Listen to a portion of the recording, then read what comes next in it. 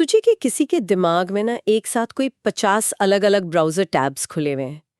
एक टैब में ऑफिस का पेंडिंग काम चल रहा है, दूसरे में ईएमआई चुकाने की टेंशन है, तीसरे में कल किसी के साथ हुई बहस चल रही होगी। बिल्कुल, और चौथे में भविष्य की चिंता। और ये सारे जो खुले हुए टैब्स हैं ना, ये बैकग्राउंड में लगातार चल रहे हैं और हमारी मानसिक बैटरी को एकदम तेजी से खत्म कर रहे हैं। हाँ, और आज की भागदौड़ में हम में से ज्यादातर लोग इसी लो बैटरी मोड में जी रहे हैं। सही कहा। तो क्या हो अगर हमें ये पता चले कि इस बैटरी को रिचार्ज करने और इन सारे फालतू टैब्स को बस एक झटके में बंद करने का कोई इनर सॉफ्टवेयर है, और वो भी ऐसा जो सदियों पुराना है। आज के इस गहरे अध्ययन में हम कुछ ऐसा ही समझने वाले हैं। और ये जो टैब्स वाला उदाहरण आपने दिया ना, ये हमारी आज की मानसिक स्थिति को बहुत ही सटीक तरीके से दिखाता है। आज हम जिस स्रोत सामग्री पर बात कर रहे हैं, वो सीधे इसी उलझन को सुलझाती है। हाँ, जो कि 22 अप्रैल 2026 की मुरली है, राइट? बिल्कुल। और जो लोग इस शब्द से परिचित नहीं हैं, उन्हें बता दें कि मुरली शिव बाबा द्वारा सिखाए गए ईश्वरीय महावाक्य हैं। इस स्रोत में शिव बाबा को कोई इंसान नहीं, बल्कि एक सुप्रीम पॉइंट ऑफ लाइट, मतलब सुप्रीम पॉइंट ऑफ लाइट के रूप में दिखाया गया है। हाँ, सुप्रीम पॉइंट ऑफ लाइट। और इस पूरी चर्चा का सबसे दिलचस्प पहलू यह है कि यह विज्ञान और आध्यात्मिकता के बीच की उस खाई को खत्म करता है जिसे हम अक्सर बहुत बड़ा मान लेते हैं। और ये खाई हमेशा से एक चुनौती रही है ना। मतलब विज्ञान को हम ऐसे समझ सकते हैं कि वो किसी घर को समझने के लिए उसकी ईंटों, सीमेंट, तारों का बहुत गहराई से अध्ययन कर रहा है। हाँ, माइक्रोस्कोप और टेलीस्कोप के जरिए। बिल्कुल, वो बाहर की दुनिया खंगाल रहा है। लेकिन आध्यात्मिकता उसी घर के अंदर बैठकर उसके सुकून, उसकी गर्माहट को महसूस करने की बात करती है। विज्ञान बाहर की प्रयोगशालाओं में उलझा है और आध्यात्मिकता सिखाती है कि सत्य खोजने की प्रयोगशाला हमारे भीतर है। हाँ, एक आंतरिक यात्रा। अच्छा, तो चलिए इसे थोड़ा और गहराई से समझते हैं। स्रोत में चेतना की दो स्थितियों का एक मानसिक नक्शा दिया गया है। एक है दुनिया और दूसरा है शांति धाम। अब दुनिया सुनते ही तो भौतिक पृथ्वी याद आती है। हाँ, पर स्रोत का इशारा उस तरफ नहीं है। यहाँ दुनिया का मतलब ये ग्रह नहीं है। ये असल में इंसान की एक मानसिक अवस्था है जिसे देह अभिमान या बॉडी कॉन्शियसनेस कहा गया है। देह अभिमान, यानी जब इंसान खुद को सिर्फ एक शरीर मान लेता है। बिल्कुल। शरीर, एक नाम या समाज में उसकी जो भूमिकाएं हैं, बस वहीं तक खुद को सीमित कर लेना। इस स्थिति में मन लगातार बाहर की चीजों में, माया के जाल में और रिश्तों में उलझा रहता है। वही 50 खुले हुए टैब्स वाली स्थिति। एकदम सही। और इसका सीधा परिणाम यह होता है कि इंसान लगातार तनाव, डर और दूसरों की राय पर निर्भर रहता है। और सबसे बड़ा नुकसान जो मुरली में बताया गया है, कर्मों का बोझ। हाँ, इसी देह अभिमान की अवस्था में कर्मों का बोझ पैदा होता है, जिसे कट या खाद कहा गया है।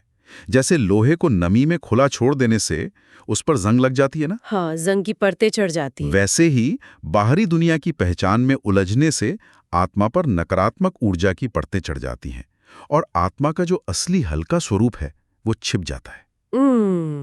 ये लोहे पर जंग लगने वाला रूपक काफी गहरा है। तो इस जंग को साफ करने का मैकेनिज्म क्या है? क्योंकि दूसरी अवस्था जो शांति धाम है, क्या वो इस जंग से मुक्त होने की जगह है? हाँ, लेकिन शांतिधाम कोई ऐसा भौगोलिक स्थान नहीं है जहां आपको टिकट कटा कर जाना है। मतलब सब कुछ छोड़कर पहाड़ों पर नहीं जाना है? बिल्कुल नहीं। हाँ, अगर हम इसे थोड़े व्यापक नजरिए से जोड़कर देखें ना, तो शांतिधाम असल में देह अभिमान यानी सोल कॉन्शियसनेस की अवस्था है। ये बहुत ही शांत, स्थिर और वैरागी अवस्था है। वैरागी मतलब डिटैच्ड। हाँ, जब इंसान इस अवस्था में होता है तो वो उन सभी फालतू टैब्स को बंद कर देता है और केवल एक मुख्य सर्वर यानी शिव बाबा या उस सर्वोच्च प्रकाश बिंदु से जुड़ जाता है। तो इसका अनुभव कैसा होता है? इसका अनुभव एकदम शांति और आज़ादी का होता है।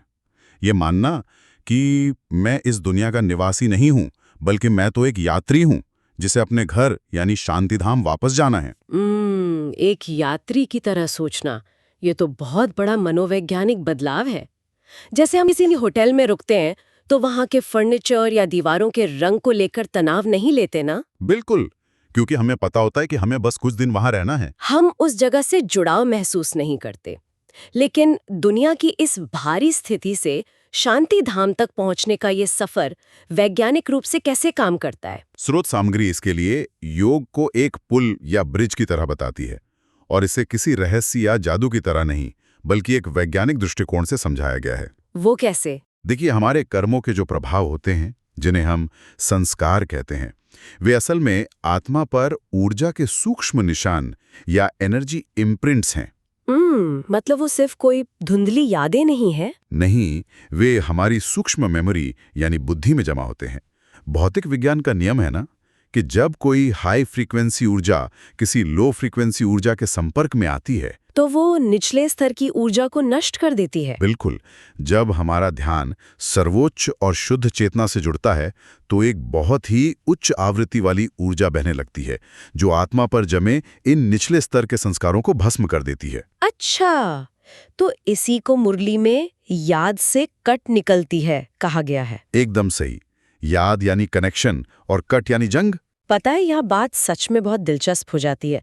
अगर ये सिर्फ ऊर्जा के ट्रांसफर का एक सीधा सा वैज्ञानिक नियम है, जैसे फोन चार्ज करने के लिए प्लग लगाना, तो लोगों के लिए शांति से बैठकर ये कनेक्शन बनाना इतना मुश्किल क्यों होता है? क्योंकि प्लग और सॉकेट के बीच में एक बहुत बड़ा अवरोध है। कैसा अवरोध? मुरली ने इसे बहुत ही सटीक नाम दिया है, मन की पंचायत। अरे वाह, मन की पंचायत। ये नाम सुनते ही वो अंदर चलने वाला शोर याद आ जाता है। हाँ, जैसे ही इंसान योग में बैठने के लिए आंखें बंद करता है, मन तुरंत पंचायत बुला लेता है। काम की टेंशन, परिवार की बातें, अतीत की कड़वाहट और भविष्य की चिंताएं सब हावी हो जाती हैं। इंसान बैठता है कनेक्शन बनाने के लिए, लेकिन उन पुराने कैब्स में ही उलझ जाता है। बिल्कुल। इसीलिए स्रोत में एक 5 चरणीय ध्यान प्रक्रिया बताई गई है। ये एक बहुत ही स्पष्ट विधि है। अच्छा, तो वो 5 स्टेप्स क्या हैं? सबसे पहला है ध्यान हटाना। मुरली के शब्दों में कहें तो सब धंधे धोरी भूल, मतलब अपनी चेतना को बाहरी शोर और भूमिकाओं से जानबूझकर समेटना। ये तो किसी नाव को किनारे से खोलने जैसा है। जब तक नाव की रस्सी बंधी है, वो समंदर में नहीं जा सकती। रोजमर्रा के ये रिश्ते उसी रस्सी की तरह हैं। बहुत सही उदाहरण है। रस्सी खोलने के बाद दूसरा स्टेप है अपनी पहचान बदलना, खुद को याद दिलाना कि मैं आत्मा हूं। सिर्फ दुनिया को भूलना काफी नहीं है। हाँ, फिर तीसरा स्टेप है मानसिक रूप से देह के नेटवर्क को काटना, मतलब मैं किसी का पिता, बॉस या कर्मचारी नहीं हूं। इन भूमिकाओं को छोड़ना, सारे लेबल्स उतारकर फेंक देना। बिल्कुल। और फिर चौथा स्टेप है एक बिंदु पर ध्यान, सिर्फ शिव बाबा पर। ध्यान को कई जगह भटकने नहीं देना। और आखिरी स्टेप है स्थिर होना, यानी अशरीरीय अवस्था। अशरीरीय अवस्था मतलब बिना किसी विचार या कल्पना के सिर्फ जागरूकता में रहना। हाँ, और पता है, इससे एक बहुत जरूरी सवाल खड़ा होता है। लोग सोचते हैं कि भक्ति में भी तो आंखें बंद करके भगवान को याद करते हैं, तो इसमें और उसमें क्या अंतर है? हाँ, ये बहुत लोग सोचते हैं। भक्ति में आमतौर पर भगवान का आह्वान किया जाता है। इंसान भगवान को पुकारता है, जो असल में दूरी को दर्शाता है। पुकारने का मतलब ही है कि हम मान रहे हैं कि भगवान दूर है। बिल्कुल। लेकिन इस ज्ञान में भगवान को नीचे नहीं बनाना है, बल्कि अपनी चेतना को उठाकर उनके साथ कनेक्शन बनाना है। ये एक सीधा अनुभव है। सही बात है। पुकारने में दूरी है, लेकिन कनेक्शन बनाने में एक सशक्तिकरण है। अच्छा, जब कोई इस आंतरिक प्रयोगशाला में सही प्रयोग कर रहा होता है, तो बाहरी दुनिया में इसके लक्षण क्या दिखते हैं?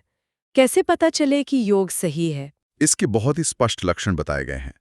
अगर योग सटीक है तो मुरली के अनुसार चेहरा चमकता रहेगा।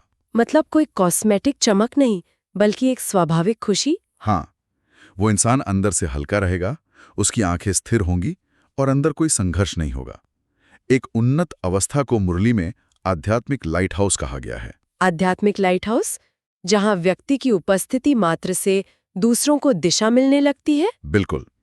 उसे उपदेश देने की जरूरत नहीं होती, उसकी शांत ऊर्जा ही दूसरों को सुकून देती है। तो मतलब इस सब का असल जिंदगी में क्या मतलब है? हर कोई हिमालय पर तो नहीं बैठा है, किसी को ऑफिस जाना है, काम करना है, तो इसे व्यवहारिक रूप से कैसे लागू किया जाए? इसके लिए मुरली में बहुत ही व्यवहारिक होमवर्क दिया गया है।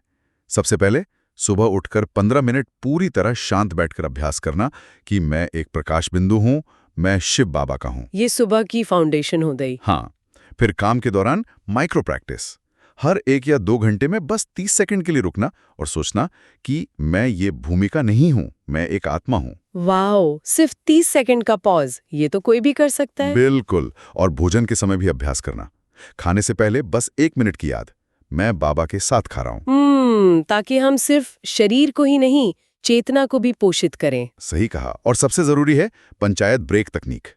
जब भी विचार बहुत ज्यादा हो जाएं, मन में दृढ़ता से कहें, रुको, ये मैं नहीं हूं, मैं आत्मा हूं, और ध्यान बदल लें। ये पंचायत ब्रेक तकनीक तो आज की भागदौड़ के लिए एकदम मानसिक इमरजेंसी ब्रेक की तरह है। बिल्कुल।